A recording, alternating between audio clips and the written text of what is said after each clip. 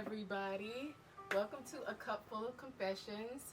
So, we're doing it a little different now in an effort to allow you guys to get to know Tree and I on a one on one basis more intimately. We are going to do some reality style episodes. So, this is going to be the true hour. So, snuggle up, get your drink, and join me. So, we're going to talk about a couple things today. Of course, I have my Dolce & Gabbana slides. Always, they're so comfy. I have tea today. I have some hot tea. Let's see. This is peach tea. And I have a little mango lemonade in here, honey, and just a smidge of lemon juice. But it's really, really good. I love drinking hot tea. It's so comforting. It just gives me you want to just nestle up. I have on my polo sweatsuit so I feel nice and cozy. The fall season has come in, so you want to do everything cozy, nice vibes, chill, all of that. And then of course I have the hookah here, so just to sit back and vibe. So just a second while I get this going. Hopefully we don't have any complications. And I have my own personal hookah at home. And this is just to vibe out. I don't even smoke this that often. I'm trying to get it going so it's nice and glowing.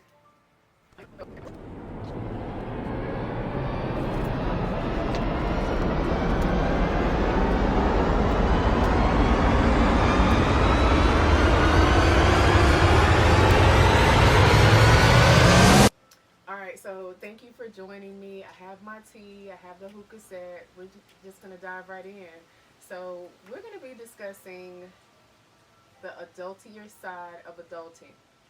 Now I post this on my social media and I don't even know if you guys know what that means, but I can tell you from experience, when I hit like my mid-30s, life changed in a way that life comes at you in a different way, at a different speed, and a different need when you get to a certain age. And it's going to be responsibilities, it's going to be care for others, it's going to be showing up. And this is what I noticed as the years went by. So this year caused me to rise up to another level of the adultier adulting. So let me just get right into it, right? So what I have experienced, and I'm going to do this because that's going to be more comfortable. So what I experienced is my mother was battling cancer. So let's see, it's 2 years ago my mom got diagnosed with cancer, and she started a care plan immediately, which was great. I'll say for me it was great.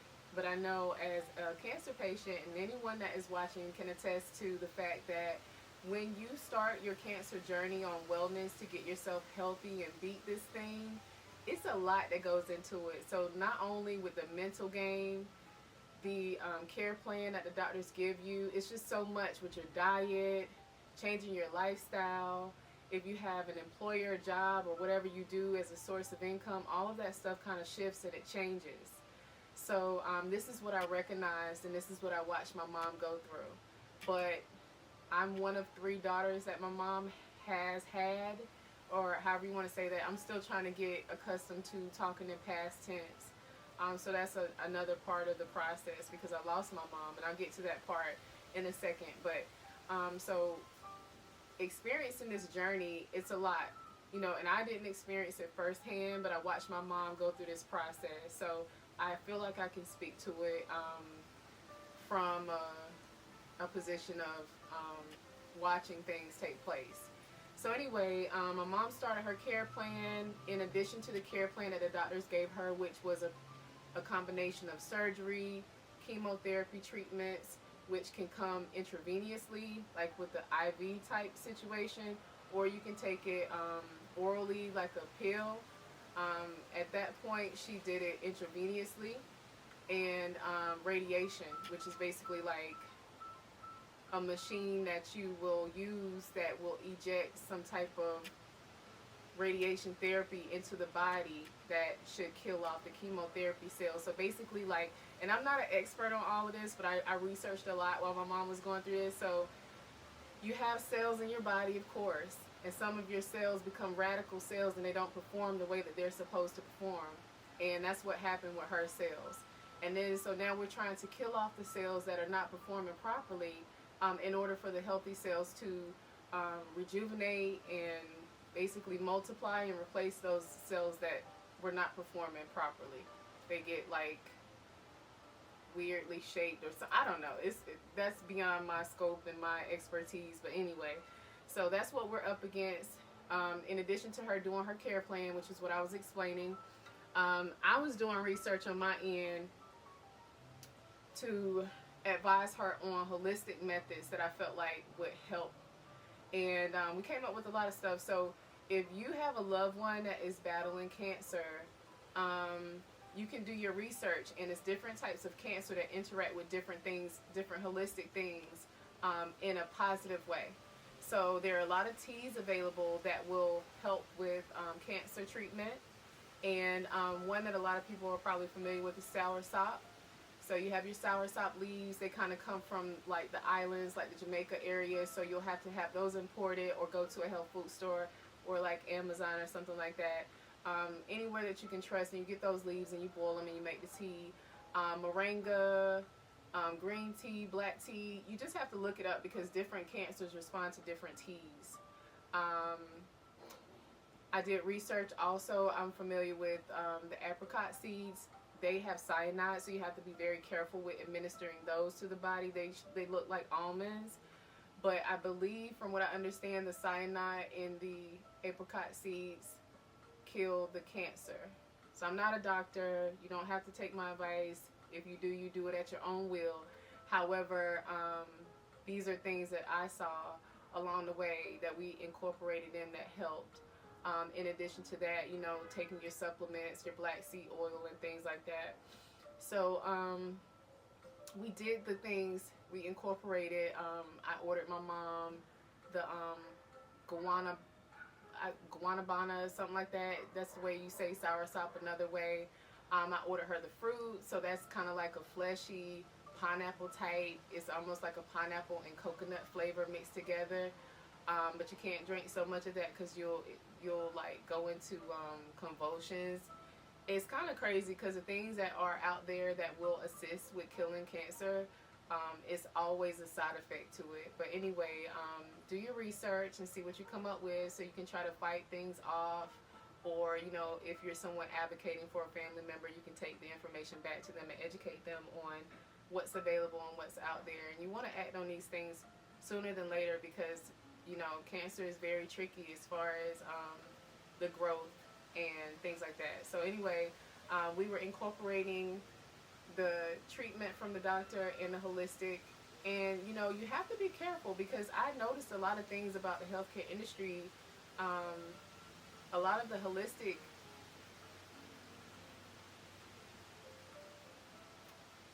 I don't know if technique is the right way to say it, ideas, the doctors would talk against them and they would talk down on them. And they were also saying that, you know, as far as antioxidant options, you want to be careful with how many you're introducing at one time.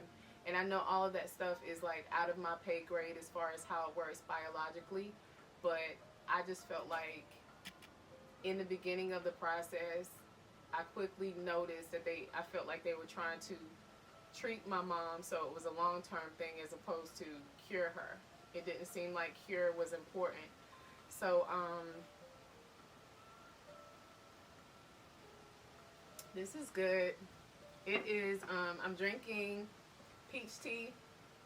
I've been drinking a lot of stinging nettle tea, which one of my friends on social media, she had posted recently about allergies.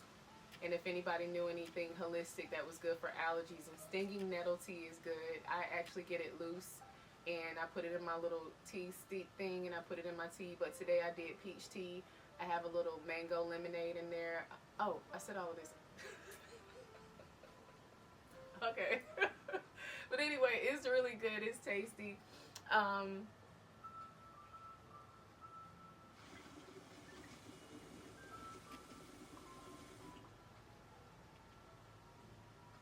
so that's working there. I'm gonna put the thing in there after. So anyway, the hookah, what is it? Raspberry lemonade. You guys, I have my producer here, the producer of the podcast. It's Kai, and he is joining me. So normally I have Tree here. We decided that we are going to break the podcast up sometime so you can get to know us better. I think I alluded to that earlier. But anyway, that's what we're doing. He is joining me. So if you see the bubbles rising up and you're like, okay, is Jen with a ghost right now? No, this is Kai. He's great. And one day I will talk him into coming on camera so you can meet him and see his face and get to know him. Remember my face and just know that he is a derivative of that because he puts all of this exquisite production together. But back to what I was saying. So you just have to be very careful. You know, whenever you have a loved one or even yourself maybe, you want to make sure that you have an advocate, right? An advocate, and you know, we're just out on my screen and patio right now. We're in nature, so the wind is a little breeze. So you know, just enjoy the vibe. You might hear the leaves rustling occasionally, but that's what it is. But yeah, so if you are unfortunate enough to be dealt a hand of a health ailment, you want to take care of yourself. And hopefully you have a team around you that will be able to support you and, you know, make sure you're getting your diet the way you need to, getting to your doctor's appointments if you can't get there yourself or whatever it takes. But on the flip side, if you are someone that has to support a person that is going through things like this, just make sure you show up. Show up, show up, show up. Not only because there's a chance that you could lose that person, because I'm all about positive vibes and we don't want to speak negative, and there's power in the tongue. We know that because it says it in the Bible. You know, in the flip side, you know, just understand, if you don't understand how much power is in the tongue, in Genesis, I don't know, in the very beginning of Genesis, I don't know what chapter it is, but God said, let there be light, let there be, let there be, let there be. And every time he said, let there be, it happened. And that's how much power there is in the tongue. So just remember that when you're speaking over yourself, you speak life, you speak positivity, you speak greatness, everything attached to you. It's very important. So, yeah, so if you are on the side of a close one, a family member or someone like that that is going through this adversity, you make sure you show up for that person. It's very important. Like, they need that. The mental state of what they're going through, you just don't know what that feels like. You know what I'm saying? Your health is everything. That's why people say health is wealth, and it's not just a hashtag. It's true. Without your health, you don't have anything. You can't show up for work. You can't show up for your kids. I watched my mom go from being a vibrant woman that was just, my mom told the funniest jokes. My mom was just so vibrant and so much, and I watched her not be able to get out of the bed, not be able to cook herself anything, not be able to go down the steps, not be able to use the restroom on her own. It was a lot. So it's just like, when you're in that position, you just want to make sure that you show up for the person. It's just that simple. Visit. But not only visit, you know, spend time, visit, interact.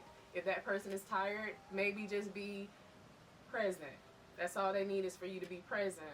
Not only visit, but what can I help with? And sometimes people are so strong-willed and so just that strong type of individual and personality. They're not going to tell you what they need. So you just have to fill in the blanks. Or just sometimes it's going to take you to invest your money and it might go to waste. Buy fruit, buy healthy things, a book if they like to read, send inspirational videos or quotes, or, you know, pray with the person, or definitely pray for them. Just different things. So anyway, my mom went through that in 2021. Let's see, we started the journey, I think it was in February or March when she first started her treatment. And then by October, all of the cancer cells were gone. So I felt like that happened because she did a combination of the holistic in addition to the medical treatments with the chemotherapy, radiation, and the surgery. The doctors were telling her not to do the holistic stuff, but I believe she beat it so quickly because she was able to combine both. I know there are warnings against doing that, so you just have to be careful and use your best judgment and just do a lot of research, because using your best judgment, most of us are not professionals, so we really don't know how all of this kind of works. So if you're ever put into that position, then you got to do the research. You got to really do the research.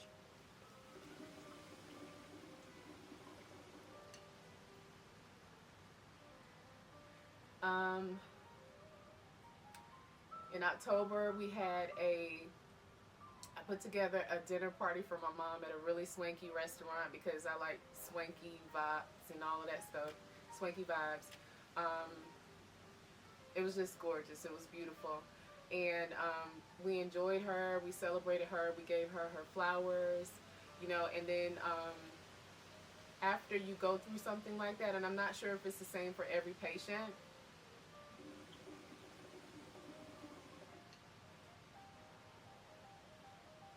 but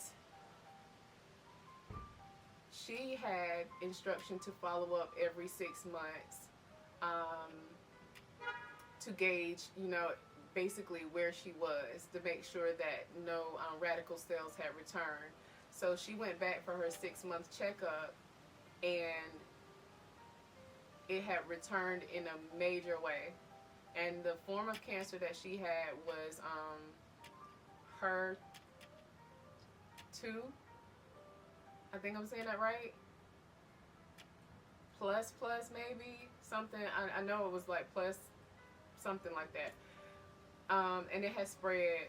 It was metastatic. So that's what that means when people say metastatic. That means it has spread. And if I'm saying anything wrong, I got 10 toes down in this for like 2 years. And since everything has occurred, I kind of backed off from it, trying to clear my head and just readjust myself so I could keep it moving and readjust my crown, because you can't, life doesn't stop when you lose someone. And if anybody watching this podcast, which I'm sure a lot of people have lost someone close to them, if it's your first time losing someone, you kind of get taken aback, like, wait, this person passed away and the world just keeps going. And it does. So, and you have to keep going with it. You got to keep moving. You got to keep your head up and stay focused. And, it's a sense of comfort to understand that your loved one wants to see you succeed, wants to see you keep going. They don't want to see you down and out. And if they lived a good life and they accepted the Lord into their heart as Jesus Christ is their Lord and Savior, then you know that they're good. So, they're in a position where they don't have to deal with all the craziness that we have to deal with on a daily basis. So, that gives you some comfort. But, of course, we mourn because we want our loved ones back. I know I do. I want my mom here, but that's not how it works. So, but anyway, so yes, it came back. It has spread. And I was with my mom for the journey. And I know that I just wanted to talk to you guys about some things that I experienced with her being there, with everything that she experienced, aside from everything that was going on internally. And we talked about a lot, so I know a lot of things, but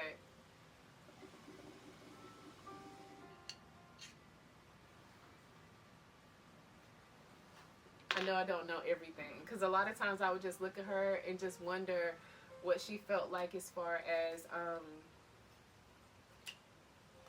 feeling like this was inside of her, like it's something foreign, it's not supposed to be there. So, if you've ever experienced something with your health and you're ready to beat it and be past it, you just really feel like, why is this happening? Why won't it leave me alone? Why did it happen to me?